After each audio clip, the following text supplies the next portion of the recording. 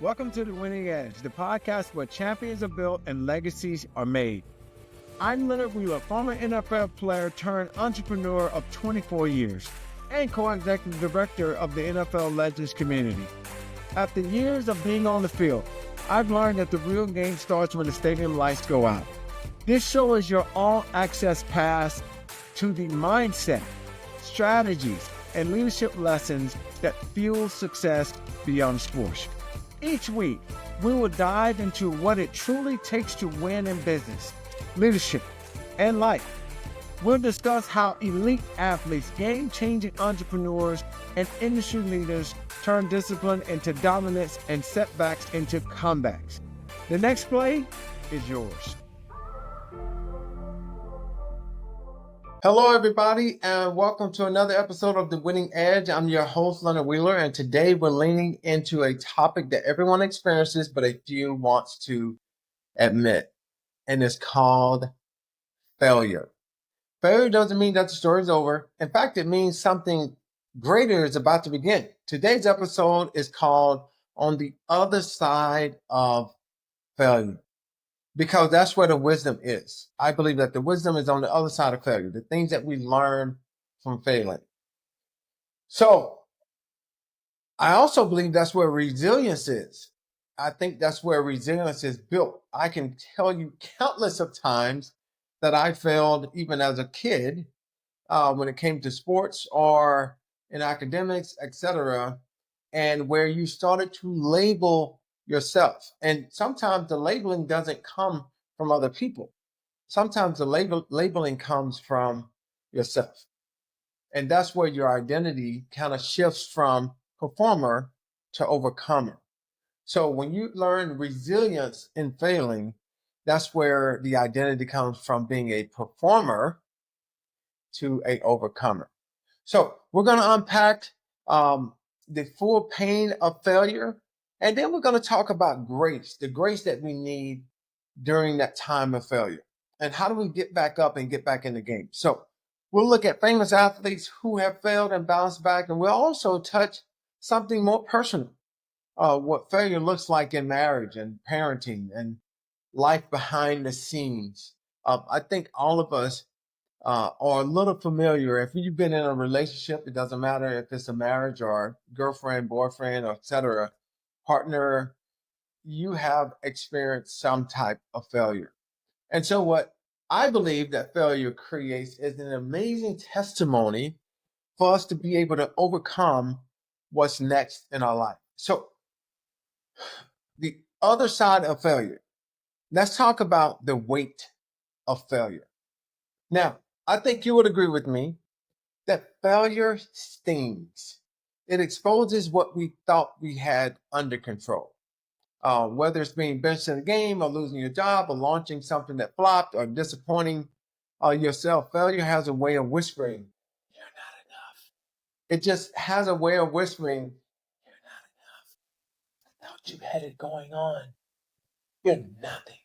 You know what? You're a failure. You're going to be just like your dad, or you're going to be just like your mom, or you're not enough. I thought you were smart enough. You're not as smart. I thought you were faster. I thought you were a better athlete. Failure has a way of whispering and creating moments of doubt and moments of anxiety, moments of feeling that you can't bounce back. It really does. But I want to say this clearly. Failing does not make you a failure. Let me repeat myself. Failing does not make you a failure. I believe that too many of us hide behind our losses. We curate our lives to show only the wins. If you look at social media, it doesn't really show a lot of losses. It shows an abundance of wins, right? But the truth is, the strongest people you know are those who have learned to lose well and then rise. Game On Nation with Steve Shinbaum, they talk about learning how to fail with grace, right? And learning how to fail with grace. How do you do that? How do you put grace in failure? Because when you're failing, you feel that You're not just letting yourself down, but you're letting your kids down. You're letting your coworkers down. And I believe that is why we continue to take on so much responsibility, is because we don't want others to believe that we fail. We don't want others to believe that we're nothing other than perfect.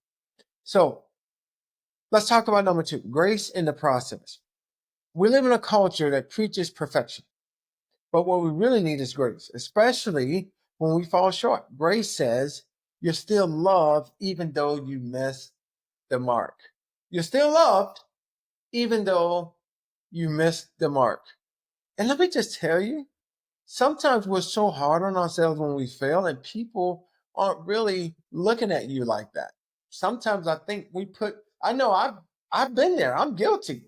Sometimes I put too much importance on how am I going to be received because I failed. Oh no, people are going to people aren't really thinking about you as much as you think they are.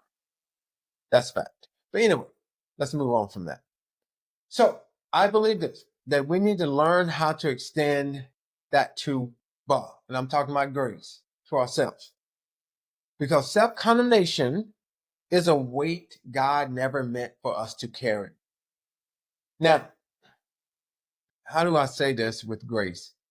I don't know how to say this with grace, but I know that when you fail, people condemn, especially in today's society. Condemnation is an overflowing epidemic where people feel that if you fail, your failure weighs more than their failure. And they talk about you, about how you failed, but they don't have their failure on display. So they look at how someone else has failed and they condemn all the people that failed, but you don't display your own failure. Anyway, you can't do anything about that. You can't do anything about those people. Let them live in convictions, their own convictions, others. Because we never know, and the reason I say others, we have to extend grace to others because we never know what silent battles someone is facing. You don't know. 2 Corinthians 12:19 says, my grace is sufficient for you, for my power is made perfect in weakness. So what God reminds us in Corinthians is that his grace is enough. So it's sufficient. For my power is made perfect. So he's saying that my power, his power, not yours, his power is made perfect in weakness, our weakness. Because believe it or not, you have a weakness. Okay? We all do. Deal with it, live with it. It's not going to change, regardless if you think you're perfect or not. You're not perfect, but you are perfectly and wonderfully made. But that doesn't mean that you're going to be perfect in your actions or the things that you say. Sometimes the things that come out of your mouth, you're like, I can't believe I said that. Yes, you can. You said it yesterday. You said it the day before yesterday. 95% of our thinking is the exact same as the day before. So if you have stinking thinking, there's a 95% chance you're going to have the same thinking tomorrow, unless you allow the Father to help change those thoughts. So what if your weakness wasn't something to hide, but something that you could actually display God's power?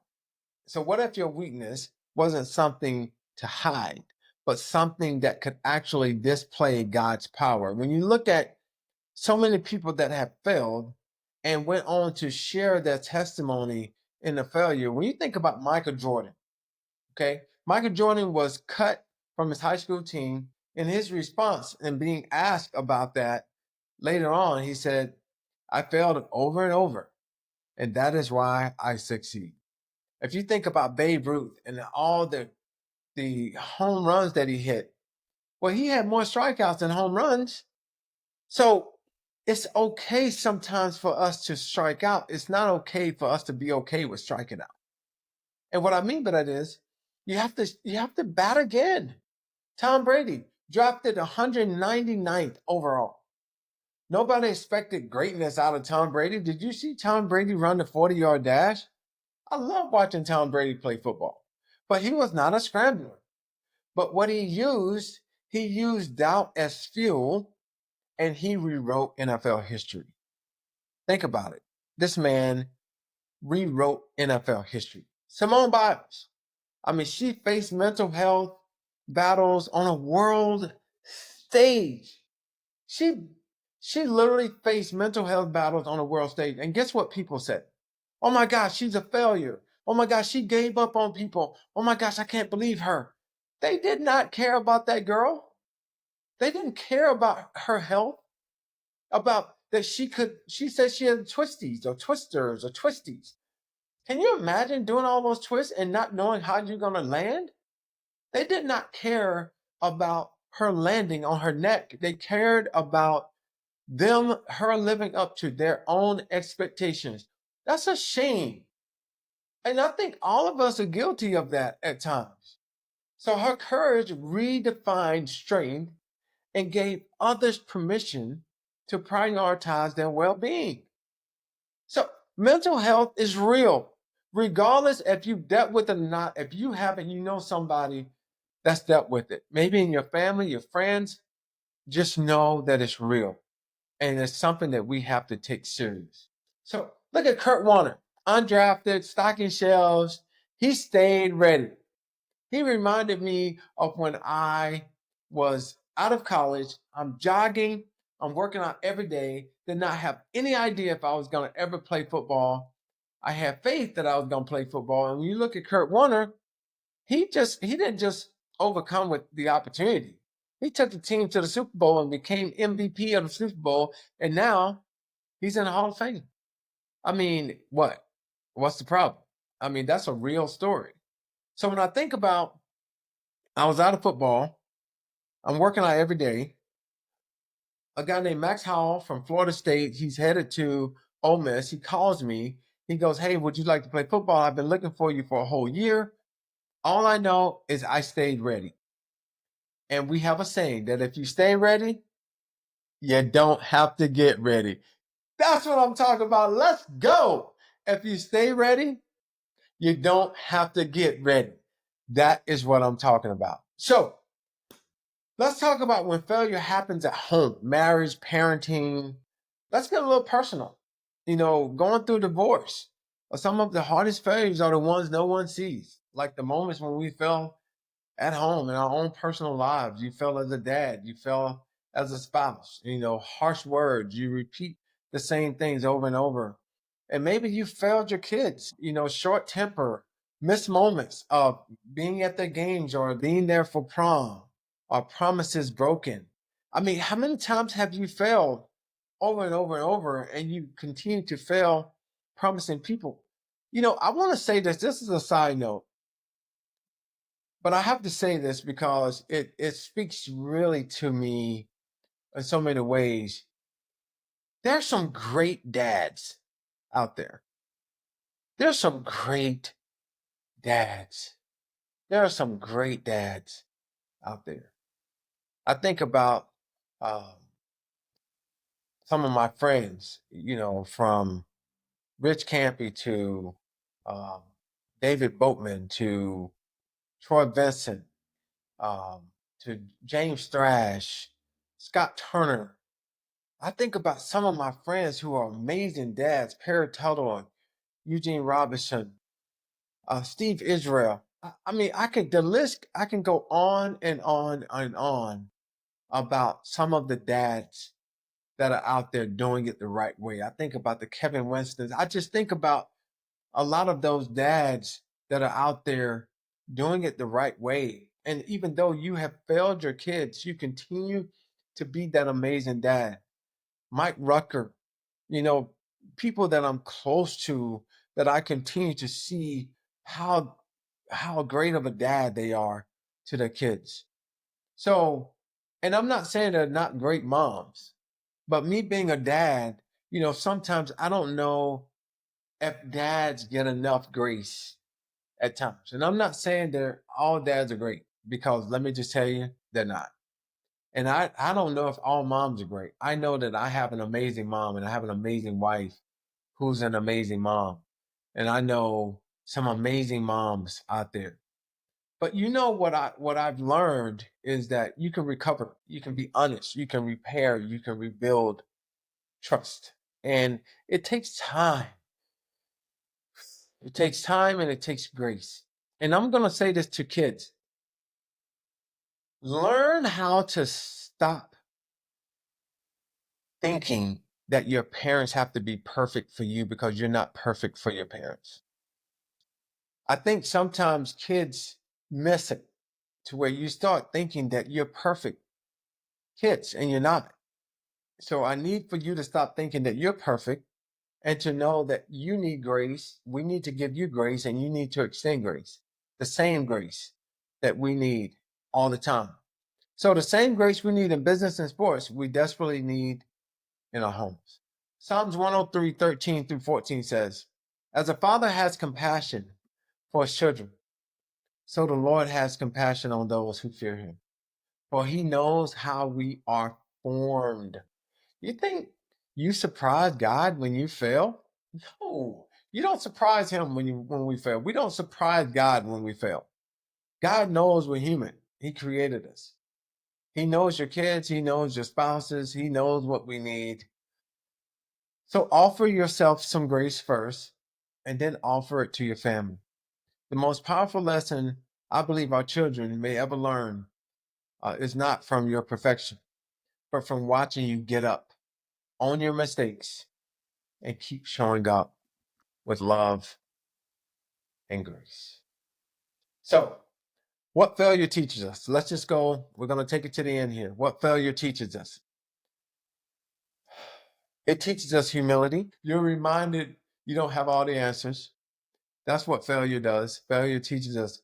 And if you don't feel that you failed, then you probably haven't lived long enough, or you probably haven't owned your failure. You probably haven't lived long enough, or you probably haven't owned your failure. And I'm not going to get into narcissism and labels and all of that, but let me tell you, a lot of those things exist. That is where I'm going to leave that. Anyway, what else does it teach us? Clarity.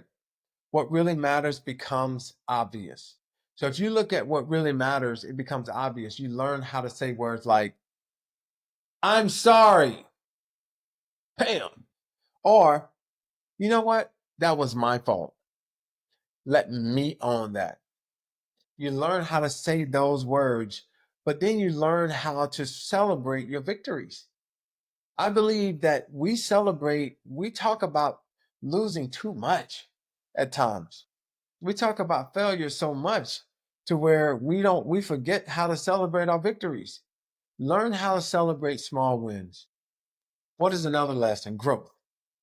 You're stretched beyond comfort into character. That's what I believe, is that you stretch beyond comfort and it develops your character. And then the last is perspective. You start to see purpose in the pain. Whoa, you start to see your purpose in the pain. I can talk about a lot of failures that I've experienced in my life. And the failures that I've learned to uh, take to the throne, and take to prayer, is that I learned to see my purpose. I learned to see purpose in the pain because there's a lot of pain that goes with failing. And so in Romans 5:3-4 says this: we rejoice in our sufferings because suffering produces perseverance. Perseverance produces character, and character, hope. And so the lessons don't come after failure, they're buried inside of failure. Oh, come on, let's go. Did you hear that? Lessons don't come after failure, they're buried inside of it. So the lesson is buried inside of the failure. They're one and the same. So getting back in the game. So how do you recover from failure? Pause, don't panic. Give yourself room to breathe and reflect. Own it. Take responsibility without shame. That's called maturity. Ask hard questions. What did I miss? What can I do better? What do I still need to heal from? Reframe the story. Reframe it. Take it out, reframe it. This isn't the end, it's the pivot, it's the turning point. Next, take the next step. You don't need to fix everything today. Just take the next right step. Surround yourself with the right people. Get around mentors, friends, coaches, and people who speak truth into your life in terms of your recovery season. Hear me, there will be a recovery season. There are seasons. There are 4 seasons. There are seasons in your life with parenting, seasons in your life with the spouses, seasons in your life with friends, with business relationships. There are seasons. So, where have you failed recently? So let me ask you, come on, where have you failed recently? Where are you still carrying the shame? And who do you need to forgive, including yourself? So, thank you so much for being here today. I love that you keep showing up here. And, I appreciate you allowing me to speak into your life every week. Please, if you have any questions, please feel free. If you have some episodes that you would like to hear, please let me know. I appreciate you. Thank you so much for being here. I look forward to seeing you next week. Thank you for tuning in and listening to this week's episode of The Winning Edge. You can write in and ask your questions on my Instagram page at Leonard Wheeler 7, and I will address your questions on an upcoming episode. If this episode helped you, I would love for you to share it with your friends, colleagues, and family. Share the episode with those that you feel can benefit from it. You can also follow me on Instagram, TikTok, X, and LinkedIn, found in the show notes. I would greatly appreciate it if you would rate and review the show on Apple Podcasts and Spotify. Subscribe now and let's build your legacy.